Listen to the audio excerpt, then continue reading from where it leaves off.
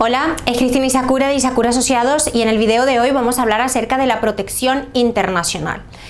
Bueno, tenemos que saber que la protección internacional es una normativa de carácter internacional a la cual todos los países que han suscrito y ratificado la Convención de Ginebra del año 1951 y su protocolo están obligados a su estricto cumplimiento, quieran las autoridades o no la quieran cumplir.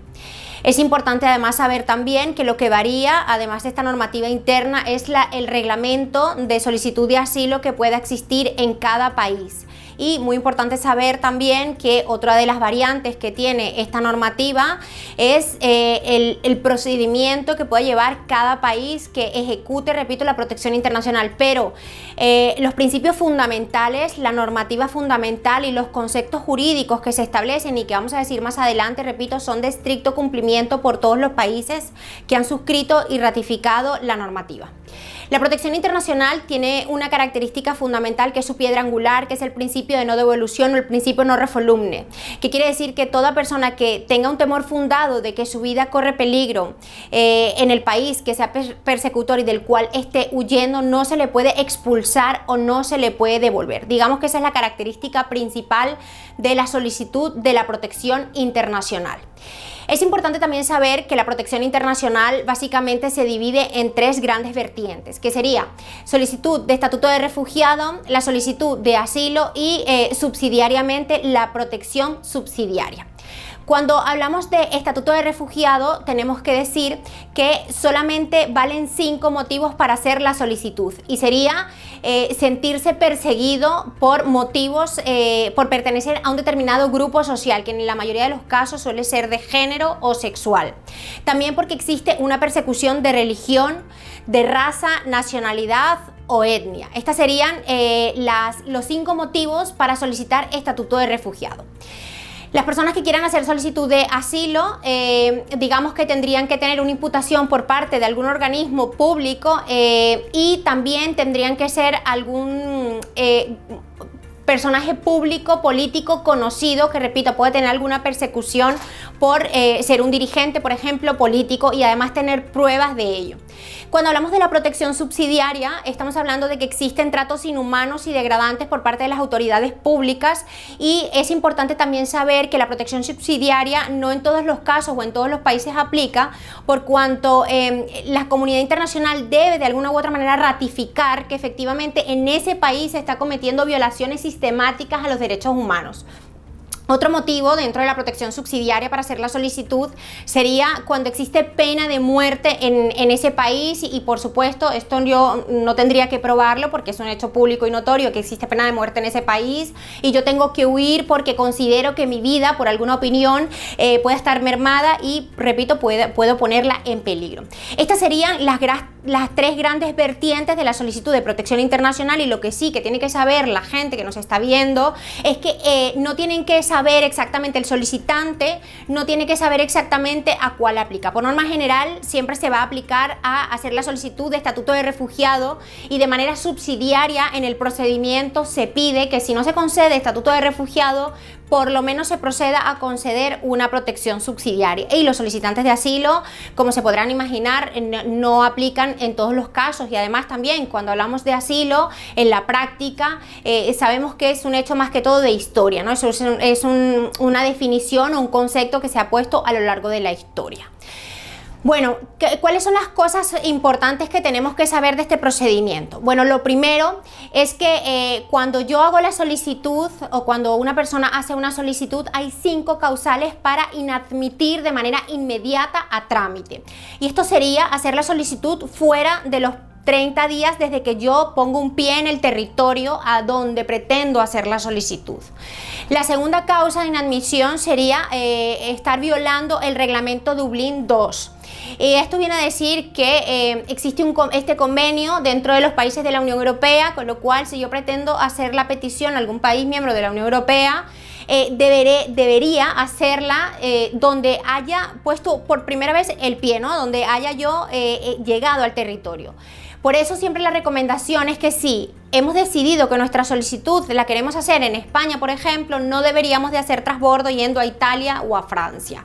Porque, repito, esto es una causal de inadmisión de manera inmediata. Otra causa de inadmisión es tener antecedentes penales y que las autoridades en España o en otro país puedan verificar, repito, que esta persona o el solicitante tiene antecedentes penales y que son verificables a nivel internacional. Otra causa también importante sería haber hecho la solicitud de protección internacional o asilo a cualquier otro país y que ese otro país haya decidido admitir a trámite o estudiar la solicitud. Y por último, otra causa de inadmisión a trámite sería hacer de nuevo la solicitud cuando el Estado que me ha admitido en principio y lo ha estudiado, posteriormente lo ha denegado y yo, en lugar de apelar o recurrir, opto por volver a solicitarlo. Eso sería otra causa de inadmisión, que además más adelante lo explicaré, que una gran consecuencia de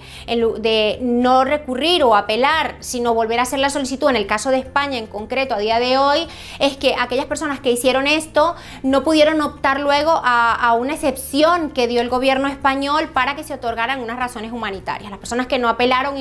que no apelaron ni recurrieron, sino que optaron por volver a hacer la solicitud, en este caso pues no se les pudo conceder las razones humanitarias. Bueno,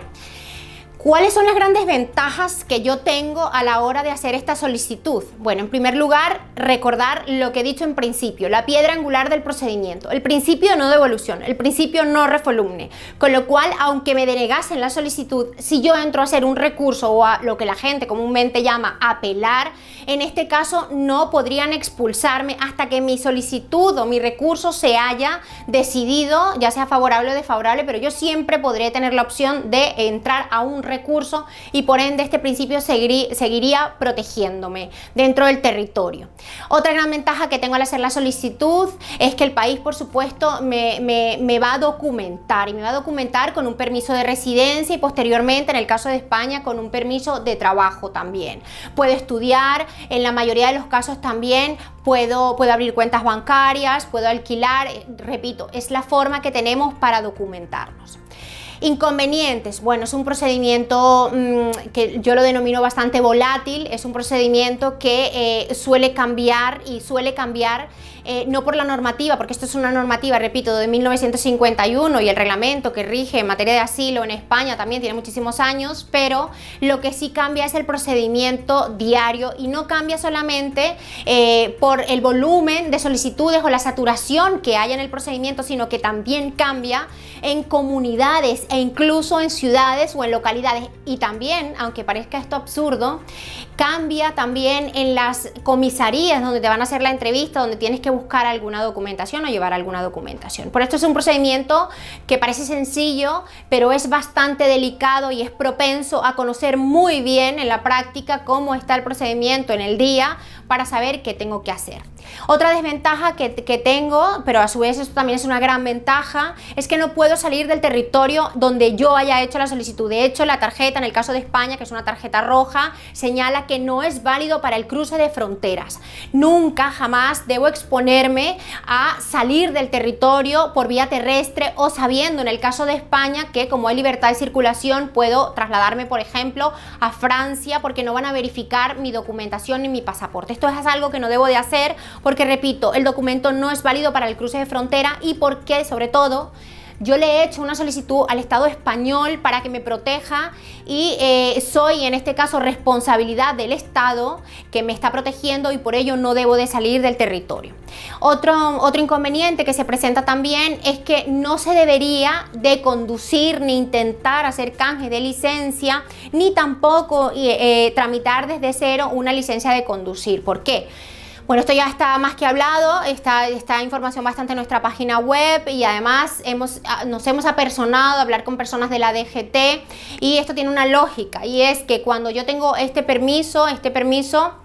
me lo suelen dar de la solicitud de asilo por 6 meses solamente, mientras que las licencias suelen venir de 5 a 10 años. Y esto ocasiona un grave prejuicio en el caso de que aquellas personas que ya no le han renovado esa tarjeta o simplemente no han hecho la solicitud de nuevo o lo han perdido y no quieren recurrir, pueden seguir conduciendo teniendo una licencia, aunque no deban, probablemente lo seguirán haciendo sin tener un documento válido en vigor que les permita residir. Por eso nuestras recomendaciones son, repito, que si tenemos una tarjeta de solicitud de protección internacional y tenemos ya el canje de la licencia, tenemos una licencia, bueno, conduzcamos, pero siempre con la prudencia, repito, de que esto ya lo teníamos antes y de que en el momento que mi tarjeta de residencia o la tarjeta que tengo roja caduque, por favor, no podemos conducir. Estos serían básicamente los inconvenientes que tiene, además de también decirlo que la tarjeta en la mayoría de los casos no siempre es igual de fácil de renovar. Por ejemplo, en la Comunidad de Madrid, a la hora de hacer la solicitud para la cita previa y para la renovación, tarda bastante. Luego tenemos unas causas que yo denomino causas de denegación express. Es importante tener claro que la solicitud de protección internacional en el 97% de los casos, y da igual el país de que haya hecho la petición o del nacional que haya hecho la petición, en la mayoría de los casos la solicitud es denegada. Lo que sí tenemos que tener en cuenta es que esta solicitud de protección internacional puede estar un tiempo en estudio, en fase de admisión a trámite, ¿no? Que fue lo que dije anteriormente, las 5 causas para inadmitir, ¿no? Entonces, cuando ya me admiten y han decidido estudiar la solicitud, es importante saber que hay unas causas para que mi procedimiento esté más o menos en el tiempo. ¿Cuáles serían estas causas? Bueno, lo primero es que los hechos no pueden ser contradictorios y tiene que haber además una coherencia lógica con la situación que esté viviendo el país. Además, tengo que alegar los motivos correspondientes en la norma. Por ejemplo, no vale la falta de insumos, falta de medicamentos, enfermedad, no vale el robo, la delincuencia, AMPA, ni tampoco vale, por ejemplo, hechos aleatorios que hayan sucedido en manifestaciones o hechos políticos que no tengan que ver exclusivamente conmigo y que no sean una causa o un detonante exclusivo para poner en riesgo mi vida. Otra causa de que no se me estudie por mucho tiempo la solicitud es que yo a ese relato que puede o no puede tener contradicción, si yo no he aportado prueba suficiente a mi relato, no hay mucha probabilidad de que el procedimiento esté largo tiempo. Otra causa denegatoria sería pedirlo fuera del plazo de los 30 días, porque también tenemos que saber que ciertamente hay personas que hacen la solicitud fuera del plazo de los 30 días y aún así se admite a trámite y aún así se estudia la solicitud, pero esto simplemente a día de hoy en España es por el volumen de saturación que hay en solicitudes. Esto hace que se imposibilite de manera absoluta que los funcionarios decidan de manera inmediata la inadmisión al trámite. Por norma general se admite porque en esta primera fase que cubre, que es la admisión a trámite, no entran a ver los hechos, sino que no se hayan incumplido las 5 causas. Pero aún, repito,